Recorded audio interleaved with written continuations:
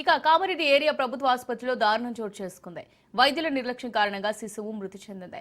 పాల్వంచ గ్రామానికి చెందిన భవానీ ప్రసవం కోసం ప్రభుత్వ ఆసుపత్రిలో చేరింది. వైద్యులు భవానికి నార్మల్ డెలివరీ చేయాలని భావించారు. నార్మల్ డెలివరీ కారణంగా శిశువు మృతి చెందిందని కుటుంబ సభ్యులు ఆవేదన వ్యక్తం చేశారు. వైద్యులు ఆపరేషన్ చేసి ఉంటే శిశువు బ్రతికి ఉండేదని బాధితులు తెలిపారు. వైద్యుల నిర్లక్ష్యం కారణంగా శిశువు మృతి చెందిందన్నారు. నిర్లక్ష్యంగా వ్యవహరించే వైద్యులపై చర్యలు తీసుకోవాలని బాధితులు డిమాండ్ చేస్తున్నారు.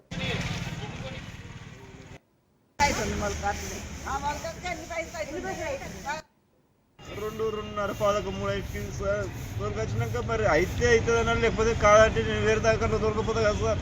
ఇప్పుడు చేతికి వచ్చినాక 9 నెలలు మోసినాక నువ్వు ఇట్లా ముర్రు మింగింది ఇది మింగిందని అది చేస్తున్నారు సార్. ఆసాడలేదనుకుంటా తీసుకుపోతుంటే కదా బయట తీసుకుపోతుంటే కదా.